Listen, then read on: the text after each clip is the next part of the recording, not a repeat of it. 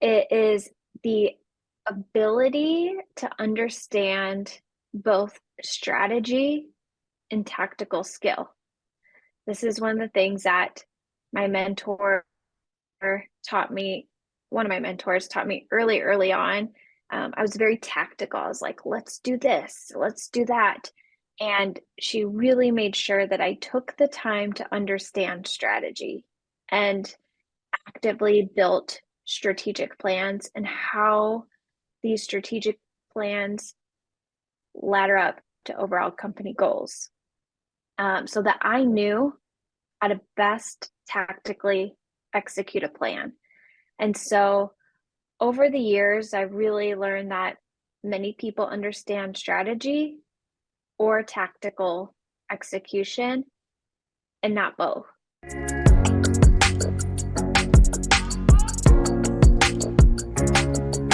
Hi, everybody. Welcome to the Empire Life podcast. I'm Allison Ramsey, your host and the founder of Empire Life. We're a mentoring and coaching company that guides female founders in scaling their online empires, and they're complete empires from A to Z. And today we're with Ashly Cline. She is our special guest. She's the co-founder of Ice Cream Social and the EVP, Executive Vice President of Client Strategy for Ticket Socket. And recently, Ice Cream Social had a new investor of NBC. So it's a huge deal for them, amazing accolades. And we're going to dive more into Ashly's life and her success here on the podcast. And I'll hand it over to her to intro herself a little bit more too. Yes, thank you, Allison, for the introduction. Very excited to be here, fan of the podcast, and always love chatting with other women and being a part of that community. As you mentioned, I work with Ticket Socket. We're a white labeled event software company, and Ice Cream Social is a social referral tool that allows you to turn all of your customers into influencers for your brand.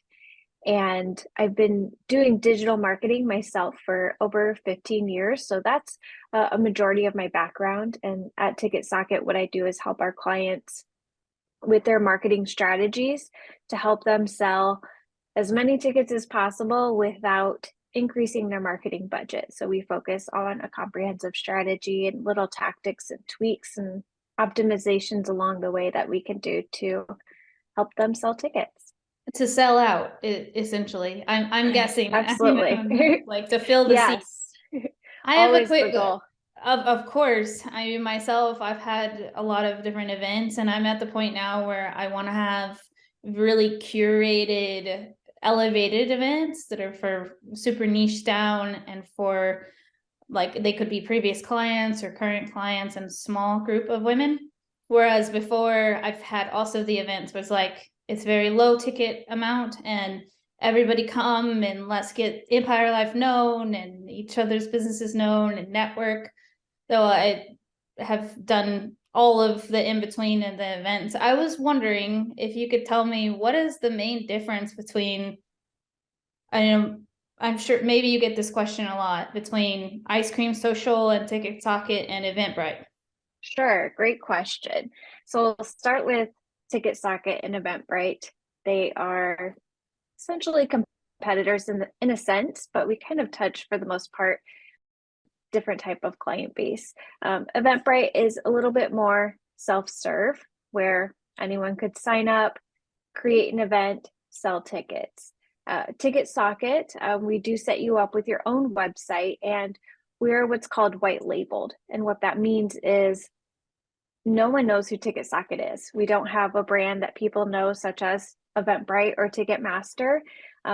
We are a software in a sense that you would use just like if you build a website like on WordPress or Shopify. Nobody really knows that you're using WordPress or Shopify unless you make it known. We disappear behind your brand. So your ticketing URL, the name that appears on the credit card transactions, those are all your brand, and Ticket Socket never appears. And then one of the biggest differences is because of the way that we collect payments, we do it through your own merchant processor. So as someone purchases a ticket on the back end, we split off our ticketing fee and that goes into our bank account, and all of the rest of the money goes directly into your bank account, where companies such as an Eventbrite in many cases will hold on to your funds and release them after a certain amount of time, whether that is, after 30 days, 90 days, post event. It kind of depends what kind of event that you're running. Yeah, I've had that experience with Eventbrite. I think for me it was 30 days after the event happened. Yeah, and that And can be that's tough. it is tough. It was I ran a few of my events. I had people want to, like, they meant to buy a ticket and they paid at the door instead, or they wanted to pay me in cash. And to be honest, I was like, yeah, please pay me in cash because Yeah, it's so much better. A few yeah. people paid It, me, it, it is a little double more or triple costly. for sure. Yes, I for know sure. I Yeah. love those differences. It takes funds to put on an event. And so Mhm. it's important to have that liquidity and being able to access your money in real time. It is. It makes it more worth it. More advantageous of your time. And For sure. dude, there was a lot of events when I first started Empire Life that I didn't charge for because I was able to find sponsors for food and drink of local companies that didn't Yeah, charge me. I was able to find a free event space because I was a member of the area of the club. And then I started to realize I think I have enough value when I'm bringing in amazing speakers. I need to start charging for for the event. And now I'm absolutely. at a point where it's like, if I'm going to do that, I really want people to invest and it be super curated to them and like Uh, more of like a luxury experience.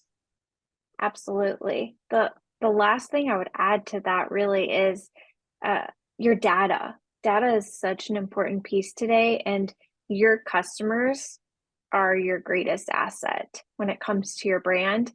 And by using your own ticketing platform, you don't have to share your data. And where Mm. in other companies such as Eventbrite, your data is being shared and it's being served up other events that are competitive, and Oh, or even if it's not competitive but on the same day or time, that becomes a conflict for people's time. And so by owning your own data and being in control of who's marketing to them, uh, in nowadays we saw this with COVID, how important it is to have control over that data and being able to market to your customer base when n- things change very quickly. that's true. How do you get, I mean, we'll dive more into the challenges that you've overcome in a second. How do you make sure that people are seeing their events? How do you encourage, like, through social media or? Yeah, so great question. That is essentially my role at Ticket Socket is I help our clients with their marketing strategy. So even if you're with another platform, a marketing strategy is still important, and that can be a mix of things. And we look at your goals, who your target market is, and we create a plan based on that. And typically, it involves uh, many different things. We've got clients that do a lot of social media ads, email, and SMS. Those are kind of my big three that are always a part of a successful marketing plan to sell event tickets is email, SMS, Facebook ads. And then some of my clients also do a lot of other types of marketing, such as, billboards, or some of them that are very on the ground oriented. They'll do, like coupons that are passed out at grocery stores for a lot of circuses, or they'll do radio, TV, all kinds of things. So it just kind of depends on the event, what kind of, media attention we can get, and what your database looks like. So it's a very custom approach. Yeah, it sounds like it. And those are all incredible the feedback and advice. What would you say is the first SMS software that you use readily or that you recommend? So I have Sure. So clients that, ask me that, and I feel like there's constantly a revolving door yeah, for new great ones. question. I have two that I use almost exclusively. I'll use others if a client already has it and that's just what they want to stick with. But number one, being attentive. Attentive is a very fast growing company. They have really mastered SMS, and right now that is really all they do. They do a really great job at it. It allows me to do SMS marketing for my clients that they've never thought was possible. We can do things like abandoned cart marketing, post-purchase upgrades, and then of course your standard SMS blasts and a lot of really neat things. The other tool that I use mostly for email, but they also do SMS, so I use that as well, is called Active Campaign, and that is a CRM solution, email marketing platform, my favorite tool. So I use that as well for SMS. For all combined, do you use all the areas of Active Campaign or primarily the SMS? Yeah. Yes, I use all the areas of Active Campaign primarily for email, but then some clients that don't have attentive or kind of want everything in one place will use it for email, SMS, CRM, all the things. That's incredible. I have been using ConvertKit for a while, but I've had clients who swore by Active Campaign, and there's another one that's not coming off the top of my head. That's a really big one. And I think Marie Forleo uses it. It's not coming to me right now. Yeah, not sure. But HubSpot, Klaviyo, there's a lot of them. Yeah, there's a lot of, maybe it was HubSpot. And I had another client that was using, well, that's for social, but like Sprout Social. And Yes, I just I use love Sprout learning about Social a them. lot. Oh, you do? Yeah, for social media scheduling and reporting, that's probably one of my That's favorite your favorite tools. one? Yeah, for sure. And I love talking technology, but I want to dive a little bit more personal, and especially as a female, vice president and co-founder, and being, I would assume, in the event space that is primarily male oriented, or from what I've seen in my own experience. And if you want to add on to that about some challenges also, or personal challenges that you feel like you've overcome to help you and support you to be a better businesswoman, out in the world, or entrepreneur. Sure. I guess as I really think back over the past, 16, 17 years that I've been in business as an entrepreneur, one of the biggest challenges that I've overcome is nothing external, it's internal. And I'd say somewhat of like an identity crisis. If I think through some of the, most challenging times in business, it was when I am just at that moment where you stop and ask yourself, you know, what am I meant to be doing? Why am I doing this? Am I making an impact? Am I just, robotically doing this day after day because it's what I know how to do? And, I really had to take time to get quiet and, maybe take some time off, whether it's a few days from work or I've even take months off work to really allow myself to figure out where I'm going and always kind of course correct along the way, and allowing myself to get out of doing mode and get back into that creative mode. And when I find myself in these times of a little bit of identity crisis, why am I doing this? Is it good enough? I realize also it's usually attached to a little bit of burnout. So sometimes after taking a few days off, I come around and say, oh yeah, I love doing this. And I just need to, do things like getting back in a good routine. Those Or, are, yeah, that's great. That's great advice also, and giving tips about it's okay to take that time off. You're not quitting, you're slowing down to speed up. Sometimes I tell myself that I need to slow down to speed up. And absolutely. This entrepreneurial path, it's not just like anything in life, nothing is linear. You're not always just on the trajectory going up. It's okay to take steps back. It's okay to take time off. You can't always be go, go, go. So, as you said, that slowing down helps you speed up. Exactly. Even yesterday, I took my daughter to the chiropractor and the physical therapist, as she's involved in a lot of sports. And then we went to go get a massage because she had school off. And Yeah. it's ironic. I always still find it counterintuitive how when I'm taking that time, it could be steaming or getting a massage, stretching, meditating, that it's almost as if I'm freeing my brain to then have all of these ideas Mm. start flowing, and instead of it's not forced, and it just starts to flow in, and I get answers to questions also that my unconscious was battling or I'm trying to unravel, and all of a sudden it comes to me, oh, I know what I'm going to do about that. Does that happen for Yeah. you too? Oh, yes. I Yeah. am a big fan of the long hot shower. A lot of great ideas and thoughts just come to mind for me there. It's yes, it's time alone, the kids aren't around, and you can just think, and you're not in that doing mode. Yeah. How many kids do you have?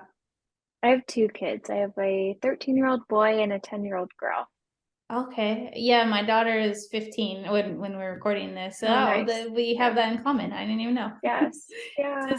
To teenagers in the house. Oh, yeah. Or your preteen and teenager. Yeah. I find myself saying that every day. Oh, well, it's a teenager thing, I think. Yeah. I hope. For Most of the sure. time, I'm super grateful that we get along, and I say that in an empathetic way. That I was a teenager at one time, so I Yeah, give a lot of grace and understanding. for And sure. I wanted to dive into the next one, and maybe this has to do with taking a long shower. Do you feel like entrepreneurs need a morning routine, or do you have one that you like, or any tips or maybe gadgets that you use, or creams, Yeah, I anything? mean, I think everyone needs routine.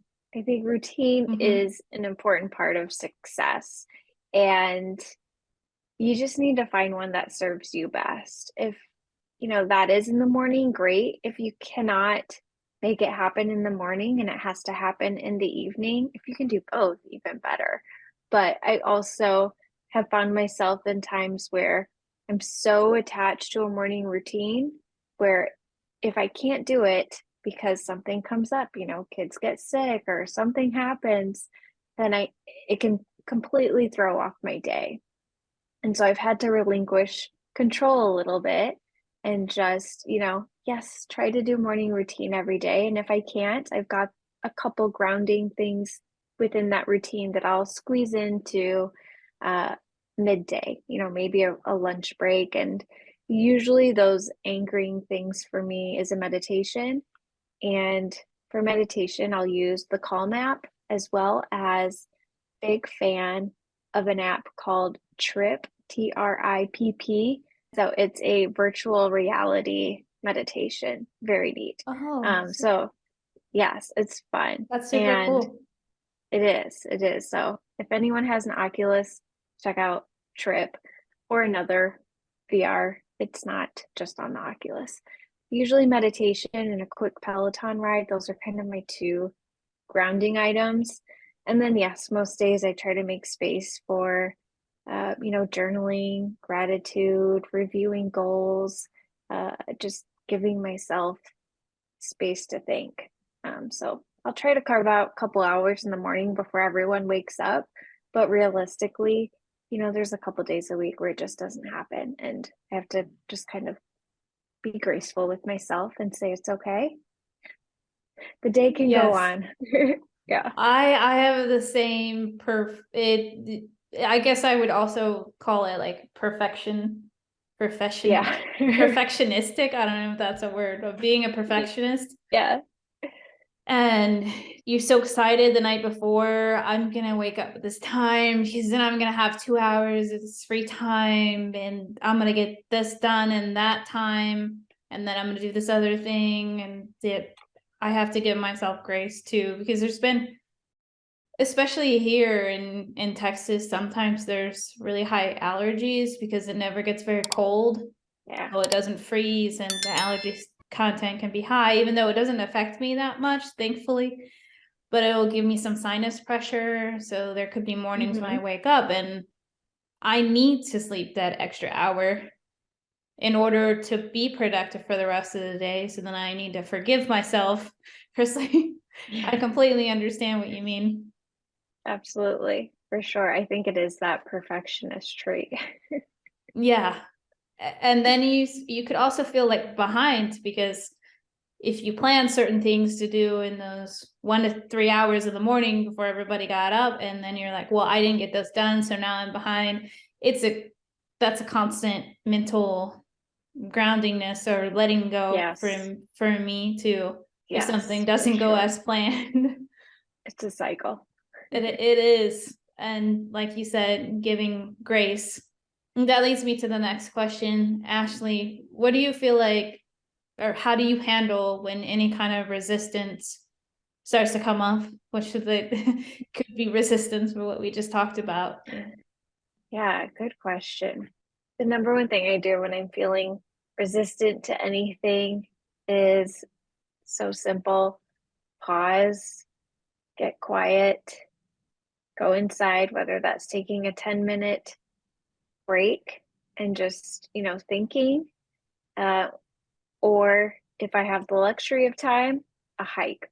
Hike is a great way. Get in nature, you're with your own thoughts. Usually I'll just, start with the meditation and journal and give myself some space to get clear on my own thoughts, which is so important because I do have to work hard to filter out other people's opinions or get out of comparison mode and just focus on how I'm feeling, why I'm feeling a certain way, what's the lesson here, and what do I need to do to take action in order to assure that it does map back to what my life goals are. And the only way I can do that is by getting quiet. And you may be in a complete opposite. This came up for me recently, a friend. You could be in the opposite form of what I'm in. When I meet resistance, I need to get quiet because I'm always go, go, go, do, do, do. Where my friend, who has a lot more importance on quiet, for her, when she meets resistance, she needs to do, she needs to take action, whether it's the right action or not, she needs to do something. So it's kind of finding that opposite of what's your natural go-to setting. I love that point. I would say too, probably in marriage or in romantic relationships, that I mean, I am with my partner, I'm more of a verbal processor, and he's more of going internal and getting quiet. So Yes. he has voiced to me that it's helpful if I say that too, like, I need to talk this through, or I need to verbally process this with you. Yes, yes. I think it's like that for a lot of relationships, a lot of couples. And that's a great balance. It's definitely not a negative thing that you guys have different communication styles. I think that is how you find a great balance and learn and grow, for I sure. agree, because he also tells me, I'm hearing what you're saying, and I'm gonna need some time to process this, and then can we talk about it in a few hours, instead Yes. of immediately answering me, or me pressuring him too. And then Yes. he communicates that to me. I know that I don't need to keep asking the question, and I can take a step back to, like, that's awesome. Yeah, just let me know when you're ready to, Yes. to talk about that. I'm the same way. I like to internalize for a while before I say what I want to say because sometimes what I want to say isn't what comes out if things are being talked out. So whether it's work, Yeah. relationships, I always say, okay, I need some time to think about the best way to do this. I love saying that in emails too, like, let me think on this, or let me noodle Mhm. on this, or Yeah, something like that. And or I'll say, I'll get back to you end of day on this topic. Let me for sure. on this. I agree. That's helped me. It's helped save me from maybe unhealthy situation. Yeah, It definitely makes the situations more healthy and clear communication. I agree with you. yes. And this is a similar question. How do you feel like you handle, well, it might be internal self-talk, the negativity, the being in comparison mode, hearing negative voices of people maybe in your life that don't quite understand you. How do you handle that? Well, I'd have to say I am certainly what you would call overly optimistic. So negativity flies right past me. If someone has a negative opinion about something, I'm like, oh man, I'm sorry you don't see it the way I do because I am excited and this is going to be great. And I've just always been a dreamer since I was a little girl. And now that I'm older, I've lived long enough to see many of those dreams come true, which has just built my confidence in myself and with the universe. And just keep on being optimistic. I think what you seek is seeking you, and it serves me well. Don't get me wrong, there's definitely times where I find myself disappointed, but I'm still happy that I was overly optimistic than not.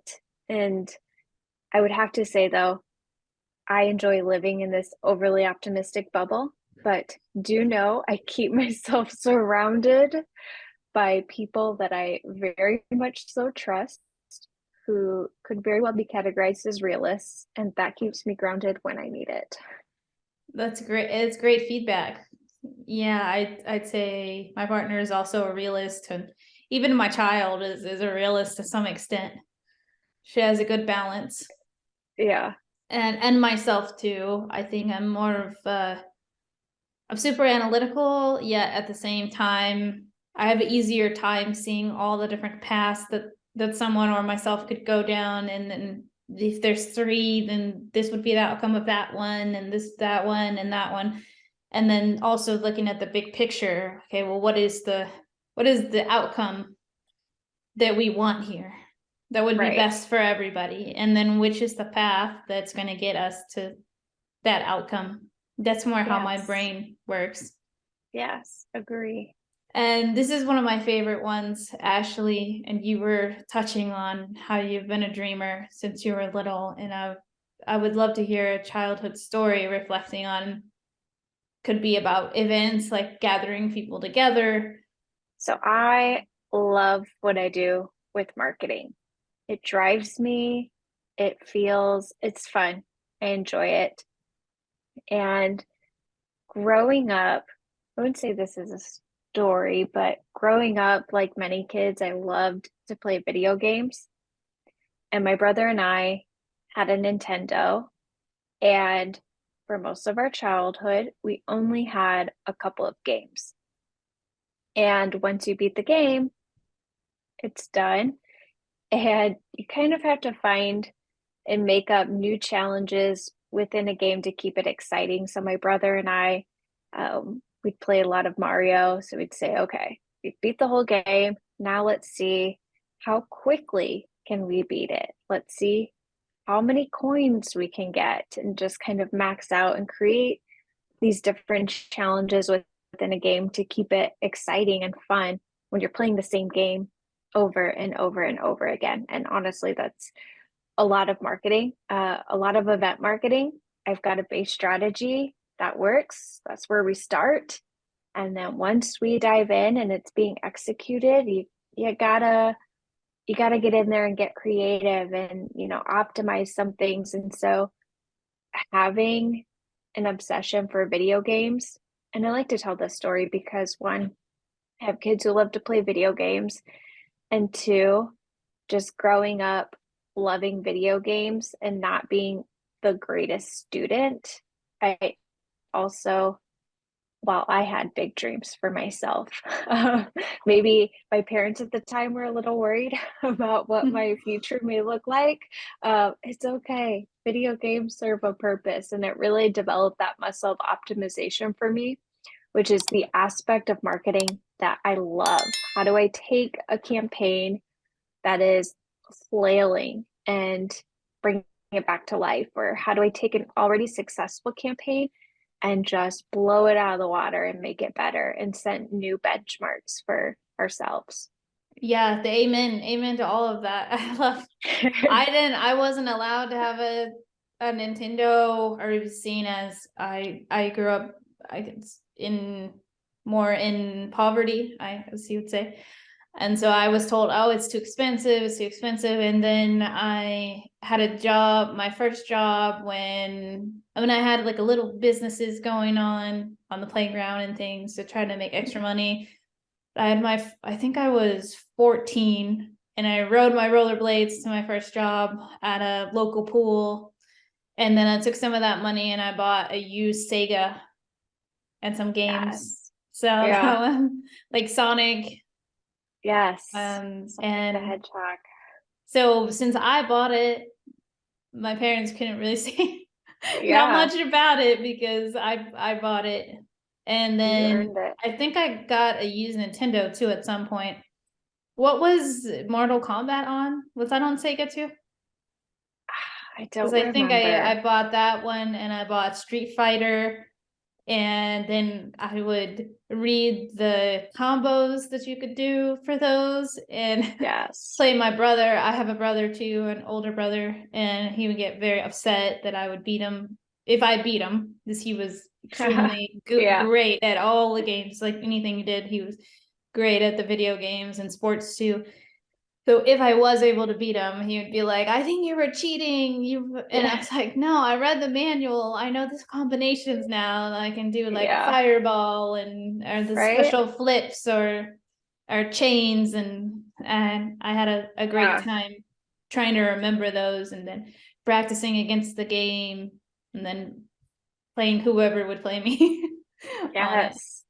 I think reading the manual, my brother and I once bought a Mario magazine, and kids these days, they've just got that instant access to YouTube, and it's so Mhm. interesting. Yeah, how quickly you can just kind of get around those learning curves.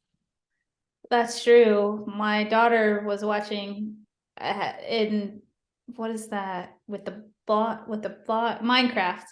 She Oh, yeah. was she made her own Discord server and had friends there, and got Mm-hmm. into Discord and really into Minecraft, and would be doing her homework and watching some tutorials on the other screen about Yes. Minecraft. And I encouraged it. I was like, this is awesome that you're learning these new skills and still able to do your homework. Or I don't even Yeah. know how kids these days multitask like that, but they seem like they can. Yeah, for sure. If you were starting a new business today, Ashley, what do you feel like would be the top 5 things that you wish you had known before and now you know and you learned along the way? I'd say if I reflect back on, times of success in my past or times of failure, I would say they're not things I wish I'd known. They're things that were already happening, but I needed constant reminders because you do get into ruts as an entrepreneur. And one of the first ones that comes to mind is knowing that I absolutely have what it takes to do it, and not to doubt myself, just get to work, just get started and don't stop, which could kind of go into my second one. And you mentioned Marie Forleo, so this is very on point with that. Everything's figure outable. Oh Every yeah. problem, you can figure it out. And as you figure out tough problems or get past a challenge, that has fueled me, and it's built my confidence, and it also helps you make more money. I mean, your income is a reflection of the level of problems that you can solve. And so having that mindset, and I had this mindset before Marie Forleo gave it a term. Uh, Everything is figure outable. I would Google everything. I figured everything out on Google. Just, because I was built my business right as social media marketing became a thing, and there just wasn't all of the courses and content creation out there, and you just had to do it and see what happens. Another one would be surround yourself with people who are going through what you're going through and can hold you accountable. You guys can hold each other accountable. But in the same sense, surround yourself with people who are, where you aspire to be, who you can learn from, who can help mentor you. And that's been, again, these are all things that I've done, but things you forget along the way, and you have to kind of get back to it. And in that same vein, network. The first 3 years I was in business, wasn't making a lot of money. And so to feed myself, I would go to, I was involved in things like BNI, Business Network International, and my local chambers of commerce. And between all these different networking events that were out there for entrepreneurs, and this was 15 years ago, and these groups are all still here today. So someone could still do this today if you're listening to this. I didn't have a lot of money. And so to feed myself, I would go to a breakfast networking meeting, a lunch networking meeting, and there's usually like a sunset mixer happy hour hors d'oeuvres thing. So I would go to all these networking meetings to get a good meal, and then also to network and meet people. And I almost networked pretty much full time for the first 3 years of my career, where it built up a referral base for myself, where I've never necessarily had to look too far to find business. Business has, flowed into me, after working really hard at building a good network of people and continuing to do so, but of course not on a full-time basis now. I'd say last thing is don't get too carried away. Once you kind of find a groove and start growing your business, there's been years where I go by where I haven't stopped and paused and thought, am I still on track to where I want to be in 30 years, 20 years, 10 years? It's easy to think, am I on track to where I want to be in the next, 1 to 3 years? But take time to pause, whether it's monthly, quarterly, or even yearly, to really reflect on where you are going so you can course correct. The last thing you'd want to do is just get 5-10 years into something and realize, I wish I would have done this, or I didn't realize this is where I was going to end up. And if you just take that time to pause and reflect, it's okay to make changes. It's okay to change your mind, and priorities in life can change, especially as you grow as a person. When I first started my career, my number one goal is I wanted to be rich. I wanted to make lots of money.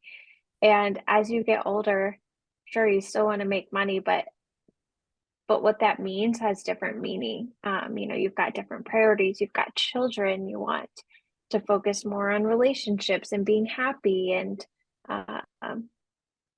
so just taking time to reflect and make sure you're on a path that you want to be going on. I think that was 5. Yeah, that They was kind of flowed together, but yeah. Thank you, Ashley. Yeah, those are all great, and especially the last one. I relate. I'm at this point. I want to really take care of the people that are in my circle, and Yes. my best friends, when they come to see me, I want to make sure that they feel cared for and pampered. That's kind of weird. Yes. And they have done that for me in the past, as I was building my business, and that is part of, and leaving a legacy for children and the next generations. Absolutely. That's extremely important and part of my daily motivation. Yes. be able to take great care of myself and future generations and loved ones. Really pamper them, Absolutely. that they feel, that they know that they feel taken care of. Yeah, And that's great. I wanted to go into the next one too about, I mean, maybe this is similar to what you feel like traits that have either that you embody or that you are growing in, or that you feel like really equivalent to, okay, this, I've seen this a lot in entrepreneurs. This is something such as resilience is a big one that I've seen, will almost a lot of times it can be built on and really ensure your success in entrepreneurship or in having your own business. Like it one of the foundational, I feel like one of the foundational traits such as that. Yes. So we're in interesting times. When I first started my business, when I went out on my own and was starting my own consulting career, it was 2009, which was a really difficult time to start a business. We were going through a recession, and there's many talks of that now, happening now or going to be happening. And I'm in a very different place in my business now, of course, than I was in 2009. So the landscape looks different to me. I see more opportunity in a recession. I certainly did back in 2009, just being overly optimistic as I was. But I would say it was funny because I was reflecting on this and knowing, where the economy is and where I want to take my business in the next 2 to 3 years. The the traits that I need to exude now are the exact same ones I needed in 2009. And I guess this could be always, not just recession time, but I'd say number one, resourcefulness.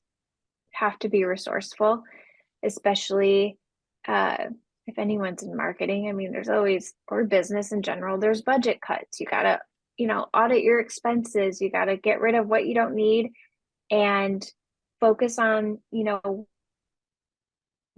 where you can get creative with your resources. And that's just like one of the things I love about Ice Cream Social, in a sense, is that that's tapping into word of mouth marketing, which is kind of a free area of marketing when you compare it against other channels like meta ads. Um, and that's, looking at things from a creative direction and getting resourceful. I'd say the second trait would be the ability to execute. As entrepreneurs or a side hustler or a freelancer, it's so easy to think you need to acquire more knowledge or you need to be at this place before you can actually start executing. And you just need to execute. You have to get started and just stay on that path and trust that you're doing the right thing, that you have faith in yourself. Just execute the work and don't overthink it. A little action is better than no action. You'll make mistakes along the way, but you'll learn and you can move quicker that way. And then the third one I would say is right in line with that, with execution, would be decisiveness. Things move so quickly this day and age. You have to be able to make quick decisions and move forward and not kind of sit and stew on things for too long, just because the landscape is changing so quickly, always. So quickly. And or something that I've said in other podcasts, or I like to tell myself, is if not me, then who? Or if not, like, if there's only going to be one of me, and if I have an idea and I decide to execute that, if not me, then who else is going to do it? Exactly. Or even if somebody is doing something similar, it's still gonna I'm gonna have my own flavor, or they're gonna have their own flavor, or their own flavor marketing, where that attracts different kinds of people. Exactly. Yes. And that's just kind of like an abundance mindset. There's enough to go around for everyone, and everyone's going to attract a different group of people. And Mm-hmm. That's okay. That's exactly how I feel. And I've seen it time and time again with other women or other female founders who are doing something similar, and then we get to know each other more, and we realize that, for example, I love supporting women who are business owners who are further along in their journey, and they already have a level of income and tried and true methods. Of course, they're flexible to mentoring, but they already kind of know their mission. They have a solid impact or social footprint. And whereas a lot of other people that I've talked to, they might really enjoy working with business owners who are starting out, and they maybe don't know their colors, or they are still harnessing their vision. It's just no judgment, because we've all been there, but I love that there's those small differentiations with all of us, if we get to know each other a little bit more. And that encourages me that, yes, there is enough clients for everybody and enough space. And at the beginning, understanding the difference between Eventbrite and Ice Cream Social and Ticket Socket, that I then can understand why someone would utilize your company, because that's a different niche and a completely different tool. Whereas looking at it maybe on the surface, we may not understand all the differentiations in that. And Yeah, absolutely. the next one, Ashley, was wondering if there's any strategies that you feel like in your area in the event space that people they just really have no idea about. I mean, I can think of maybe a few off the top of my head. I'm not technically in the event space, as a day-to-day. I have done a lot of events and tried different methods, and I'm really curious also about this question. And why are those different strategies that people overlook, why are they important? When I speak to the event industry, speaking specifically to marketing an event, and I mentioned my background, that's all I've done the past 17 years digital marketing. So no matter what industry I'm in, I found this to be true. And it is the ability to understand both strategy and tactical skill. This is one of the things that my mentor taught me. One of my mentors taught me early on. I was very tactical. I was like, let's do this, let's do that. And she really made sure that I took the time to understand strategy and actively built strategic plans and how these strategic plans ladder up to overall company goals, so that I knew how to best tactically execute a plan. And so over the years, I've really learned that many people understand strategy or tactical execution and not both. And I personally have just found it so invaluable to have a deep understanding of both. And it does force me to exercise both sides of my brain. So I have to fluidly be able to go from creativity mode to execution mode to analytical mode. And I think that has really made the difference into why I've been able to find success in marketing, is being able to understand both, because it's really easy to get stuck on the big shiny, let's do this because it's new, or let's keep doing this because it's always worked.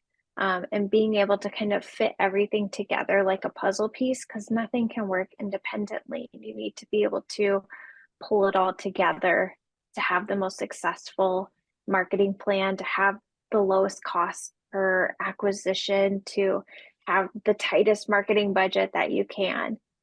So I have to say, just a deep understanding of both strategy and tactical execution, tactical skill. I love your points on that. And the word that came to mind was the fluidity too. Yes. Like you were talking about, the fluidity going back and forth, and then being able to tie them together, like you were saying. it does take practice, and it takes the foresight to properly plan my schedule for the week, to know when I have to use which side of the brain, and to build in, space in between when I have to go from creativity mode to, okay, buckle down and analyze these numbers mode. I have to have like a transition in between to be able to, shift my brain in that direction. That makes a lot of sense. I had never thought about it like that, of even creating that buffer time between both of those. I feel during most days we're probably, as entrepreneurs, going through, we don't even realize it unconsciously, fluidly going back and forth between both of those. Yeah. Yeah. I was going to say too, something that came to mind about an overlooked strategy in the event space was, well, two things I was going to say about the last question. One of them, we reached out when we had people when we had people RSVP for our events. We sent a personal message to each one with their name and how we were, something about their business and how we were looking forward to seeing them at the event. And it took a little extra time to do that and guide someone on my team to be able to execute that. There were times, especially at the beginning, I was doing all those messages.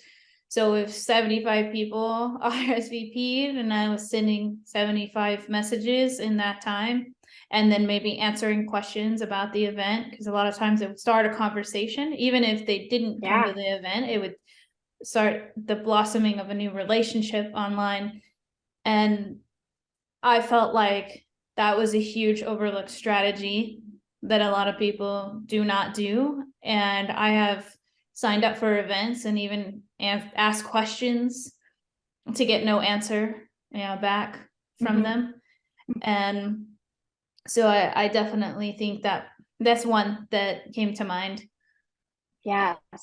I think you're right in line with that idea of your customer data is your greatest asset, and how are you going to use that? I think everyone is always so focused on acquiring new customers, but if you took the time to nurture your existing customer database with things like that, taking the time to have these one-on-one conversations, taking the time to incentivize them in a way that they want to be incentivized, and really having a marketing strategy to market and build relationship with your existing customers, you're going to find that that is going to be your lowest cost of marketing, is working with them, if you can figure out the right way to do it, for sure. Well, that's great. Yeah, I love that. And I know we're pretty much out of time, and I just want to make sure that everybody knows we're going to put the show notes at the bottom of this episode, and we're everywhere: Google Play, Spotify, Amazon Music now, our website, and then you'll see all the information in the show notes about how to contact Ashely to get set up with Ticket Socket, to get the ice cream social set up for doing the word of mouth for your events, get your events sold out, all of the marketing things and digital marketing things related to events. Make sure to look in those show notes and figure out how to get in touch with Ashely. And thank you so much for being here with us today. Yes, thank you, Allison.